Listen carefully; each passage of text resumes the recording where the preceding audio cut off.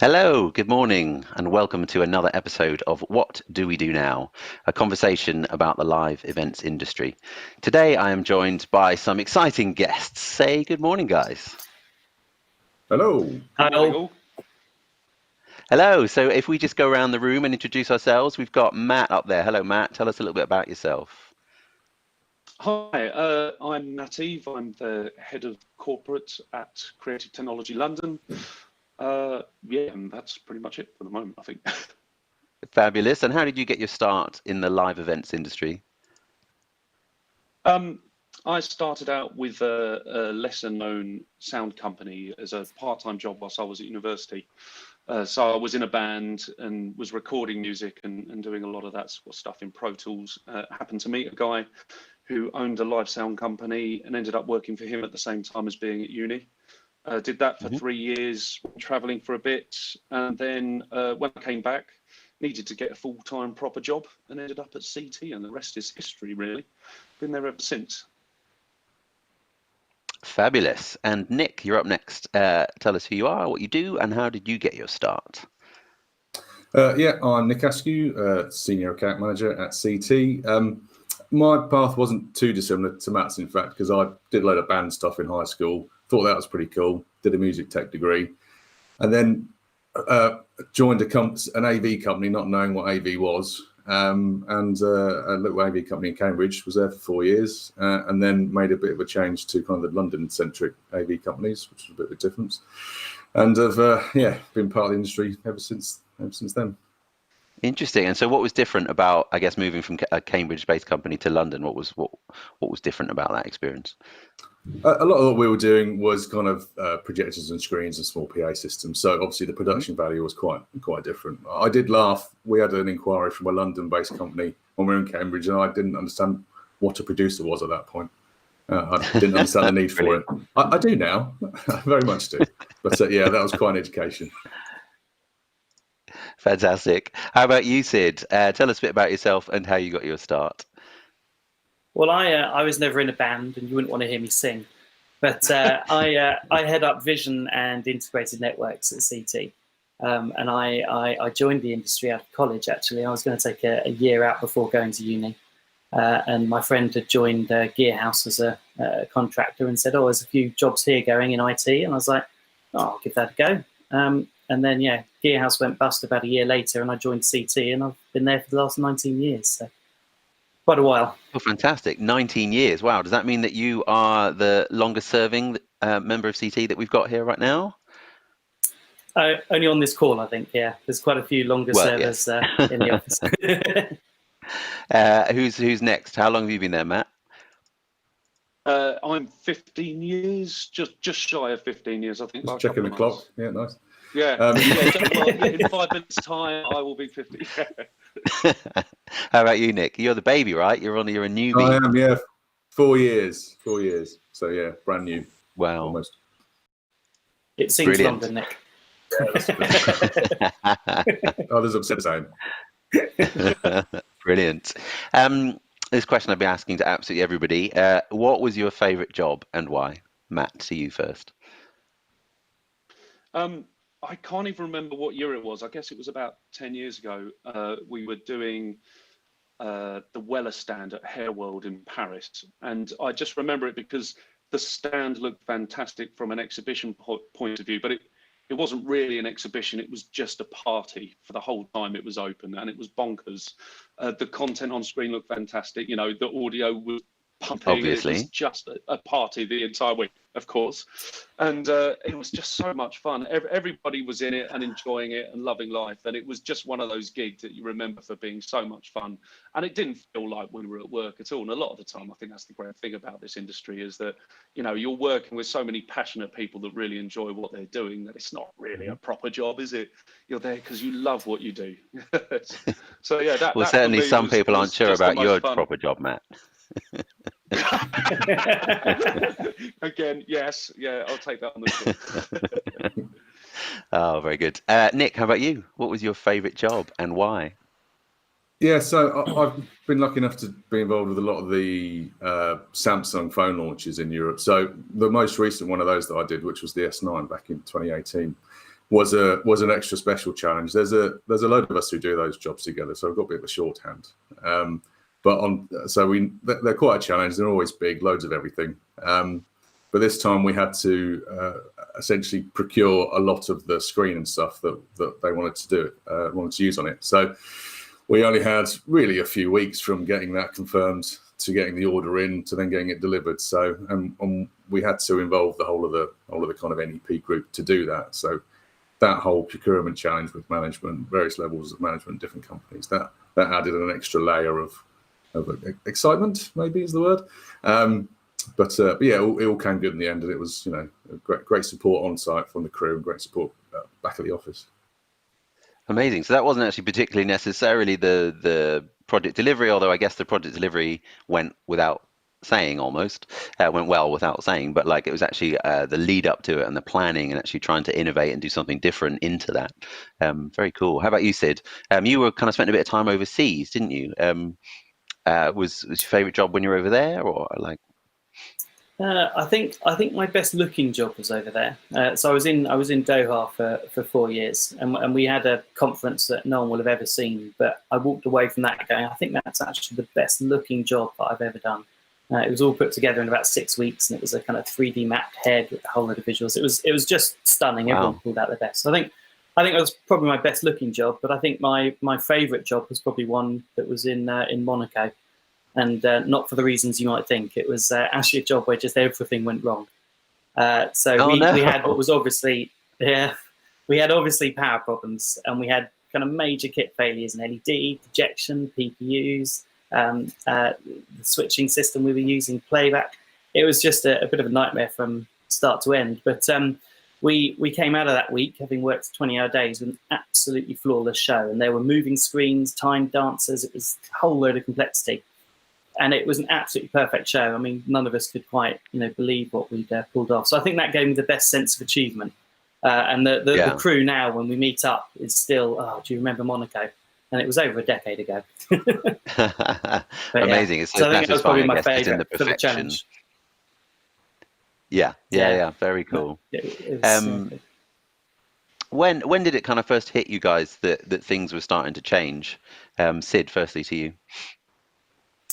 I think for me, the first inklings we got were kind of towards the end of January, when we started going, should we be going to ISE?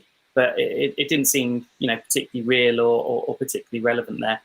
We'd already heard a few Chinese exhibitors had pulled out, but it seemed very far away. So we went anyway. But at that point, I was thinking, I think this is probably going to affect us quite significantly. But it wasn't until we were kind of at ISE and suddenly the jobs later on in the month just started dropping. Constant emails going, this one's gone, this one's gone, this one's gone. I think that was the time it really hit. Yeah, absolutely. I think a really terrifying time for a lot of people, with just the unknown, and with such a big freelance community, with people just not quite knowing what's going to happen with everything disappearing. How about you, Nick? When did it kind of hit you that this was all changing? Yeah, it was probably shortly after Mobile World cancels. I mean, we're in, much like Sid, we were out at ISE. It kind of felt to some extent that what was happening was somewhere else. You kind of took semi-seriously some of the precautions that you were taking, but not until all the work started cancelling and all that sort of stuff started happening did you think, hang on, this is going to be a problem.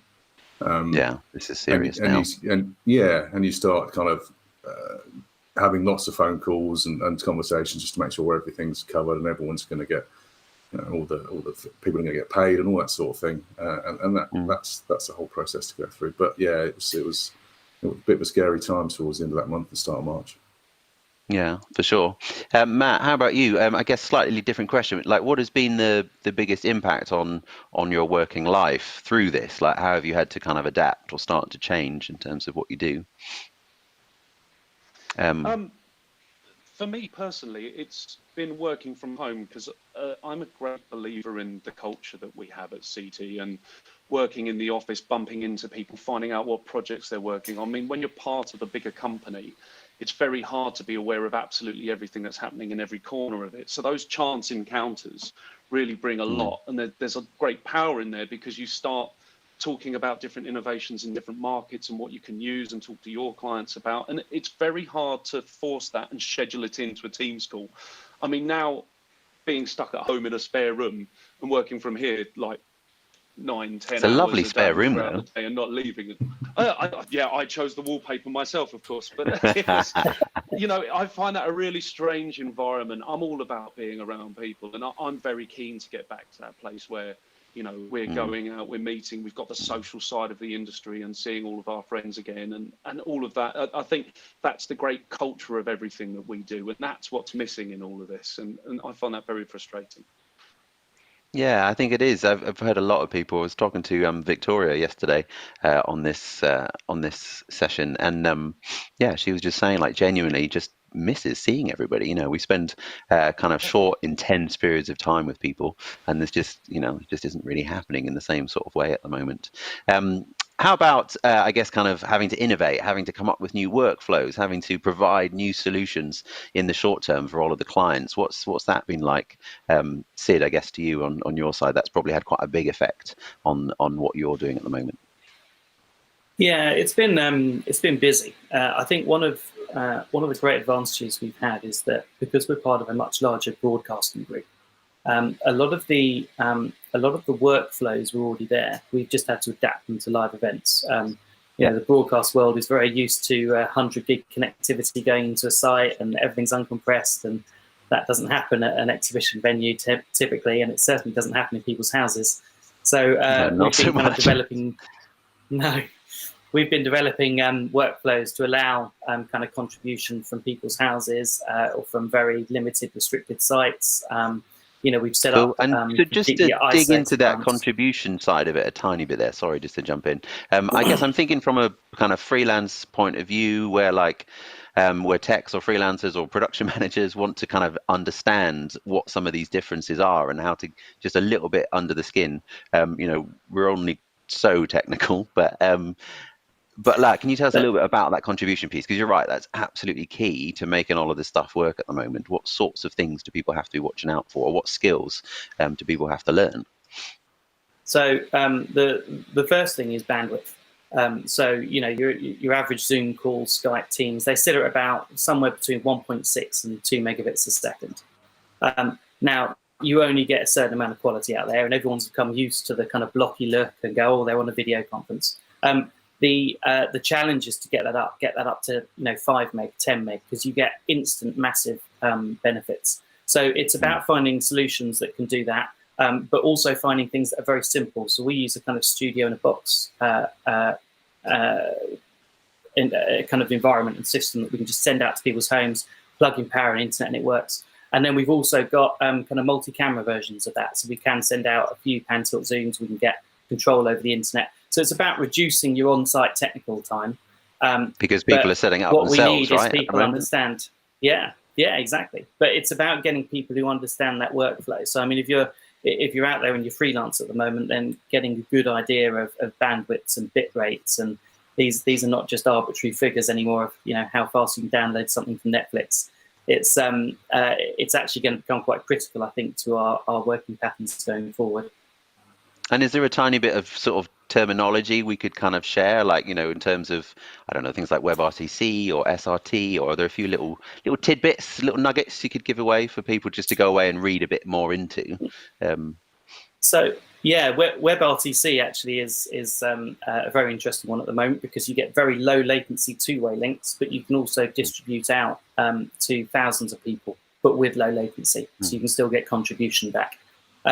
And SRT is a fantastic protocol for getting video signals across lossy internet. It's very resilient, so you can put video in and get video out, and you're not worried too much about the link in between. It all takes care of itself. So certainly those are probably the two protocols that people are trying to find out more. There's lots of free webinars from the manufacturers. The High Vision ones are very good. They originally developed SRT and then released it as open source. So yeah, I'd go up and read up about that.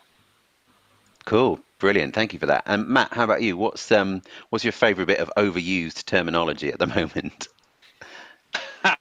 Well, it's got to be pivot, hasn't it? I mean, that is the thing that everybody Yes. refers Pivot. to now. I mean, the problem is that every company in the world is doing the same thing, so we're all using the same terminology. So in the news, in any sort of interview or anything, people are talking about pivoting and it being the new normal and all of this stuff. It is totally overused, but equally it's so true, isn't it?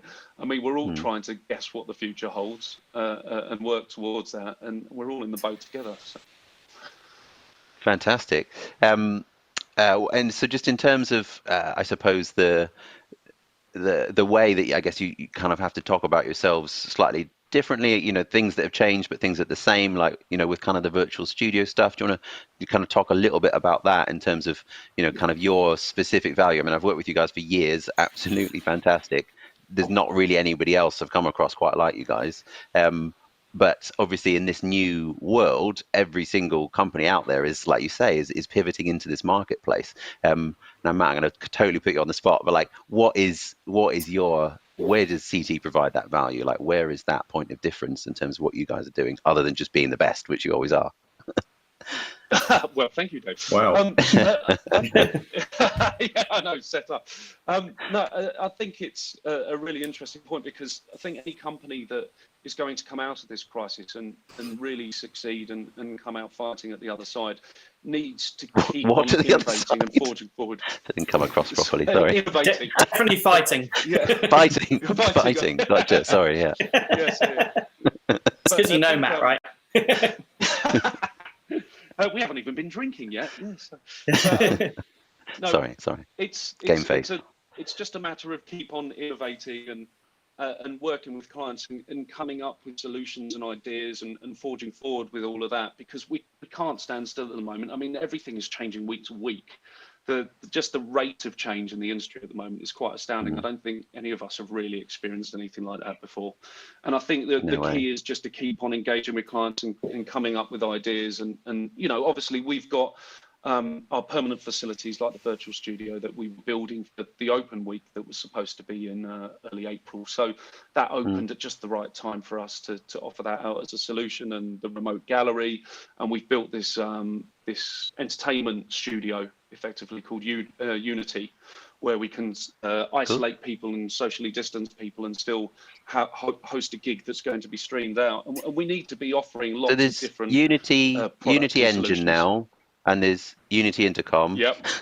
And now there's Yes. Unity. So it's an entertainment platform. Tell me about that. I'm aware of the virtual studio, but I've missed that bit. I think a good 60% of our staff are either called Matt or Nick at CT as well. So we're really good at like dialing up on names.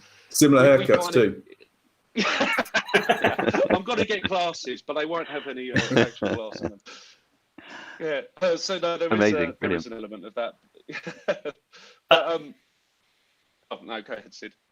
I was just going to say, I think what's interesting is that these are completely new ways of working, but they're actually ways that we started going down this route last year. So we'd finished building a remote gallery, which was entirely designed around remote editing and switching contribution feeds, and that tying into the virtual studio, which is right next door to it. And that then tying into the Unity gig that Matt was talking about, which is a completely isolated room, so an artist can come into the premises. All the cameras are remote. All the miking up is done remotely over instruction. So you don't actually have to have any physical interaction with someone as an artist. So all of these things are actually things that we've been working on for quite a long time. So there is a certain amount of pivoting. Yeah, so they're not new. It's not. They're not new. There was really an acceleration of what we were already doing, and we've got an entire software development team. We've got an entire networking team. So hosting things in the cloud, hosting virtual platforms. These are all things that we've got a lot of experience in. Fantastic. And then how about to you, Nick? So just in terms of, I guess, that innovation, in terms of the new workflows, the kind of the rate of change, again, kind of thinking about the wider events community, so much of which is freelance. Like, is there anything in those new workflows that you see potentially coming up that people need to start reading into or digging into? Yeah, I think getting a lot of what we're doing is kind of broadcast based, I suppose. So getting a good idea of those sort of broadcast workflows, getting, like Sid said, having a look at some of the protocols and the technologies around that. A lot of it is also IT based, so getting a good grounding in networking and that sort of stuff. Thankfully, a lot of it is to some extent plug and play, and you can get assistance on it. But just having a grounding on a lot of those things would be really useful. And also the different distribution platforms. So everyone's got, whether it's YouTube, Facebook, Blue Jeans, our own platforms. They're all different. Everyone's asking for different things, and whether that fits into a certain box with a certain platform, whether you have to put a few different ones together, just get being aware of what all these different platforms offer, I think will be quite key as well. Yeah, brilliant. I think it's finding that, in one sense, there's a huge amount of talent out there that is readily available, but in another sense, there are some new elements to these workflows that people need to understand. And I think really important what you're saying in terms of getting that grounding in some of that IT knowledge, just to understand, I guess, some of the risks around approach. Because I think, when people, or when I'm working on a job and we come to you guys, we know that you're putting the absolute best, most rock solid solution together. But I guess there's a lot of, now that everyone's suddenly trying to do this, there's probably a lot of people that aren't necessarily doing it in the most robust and reliable way. And I guess it's hard sometimes for a production manager to get under the skin of what those differences are and what they mean and how they affect the risk around the delivery of the show. Yeah, I think that's an important point. You've got different security levels, different platforms offer different security, different contribution platforms have different security, all those sorts of stuff. And also, it's when you've got, like yourself, Dave, if you've got two quotes from two different suppliers, what's included, what's covered, what's not covered. Yeah. And there's a whole re-education one line that says process. Broadcast. It's probably not enough. Virtual studio. It's also working with production managers and other clients to try and educate everyone into what makes sense, what's the right solution. Does it need to be the super one, the not so super one? And we're all to some extent we're all kind of starting again with that, I think. And it's a process we all need to go through together, because we'll offer a solution that we think is right. It will certainly provide technically what people need, but whether it's absolutely what someone needs for that project, we just got to work through that, I think. Yeah, absolutely. And just by way of kind of concluding, what's the best piece of work advice that you've ever been given, or is there something that you live by, or some sort of message that you think you want to share with the live events industry? Sort of first to you, Matt. Oh, great. Sorry. Work advice. Right, I'm trying to remember what there was. I did read something, but I was getting quite stressed out with jobs, and I think the best piece of work advice, which is unrelated to the current situation, was just if something is stressing you out, and there's something you can do about it, and do something about it, and get on and change that. Because it's not worth just sitting there and stressing.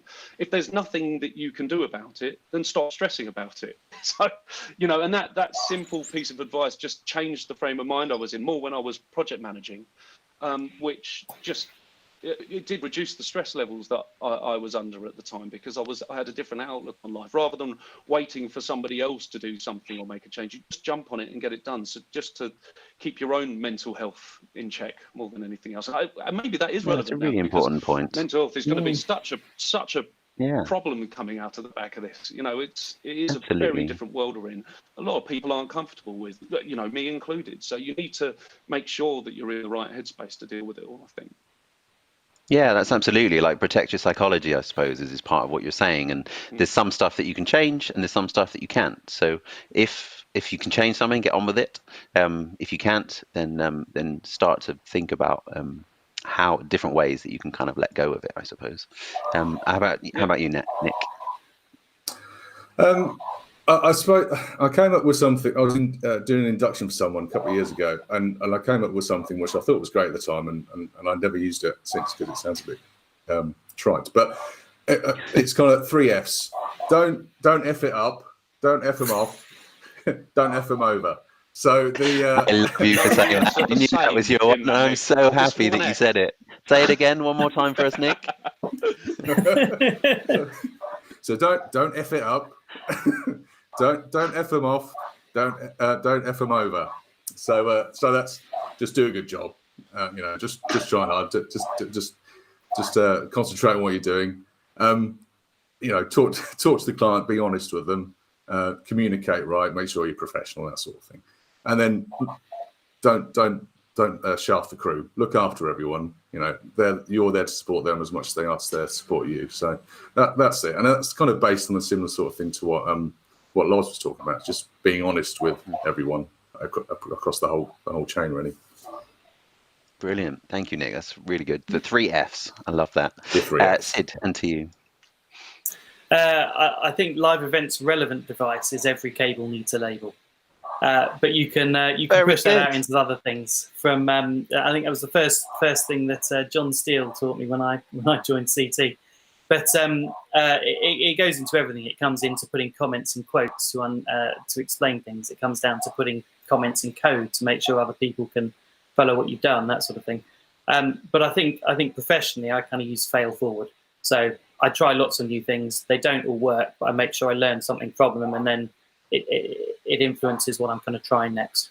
So I think fail forward from a professional point of view is kind of how I approach things. Amazing. And I guess especially at the moment, that's at the heart of all the innovating that you guys are up to. So fail forward. I like that as well. It's more Fs, in fact. It is more Fs. Brilliant. There's more Fs at CT. Brilliant. Well, thank you very much, guys. It was a really, really interesting conversation, and I appreciate you taking the time out, because I know you guys must be so busy with all of this stuff that's going on, that's changing at an incredible pace. We'd love to hear from other people in the industry, so please do get in touch if you would like to join one of these sessions. But that's all for now. Thank you very much, guys. Speak to you soon. Bye bye. Cheers, Dave. Bye bye. Cheers. Bye.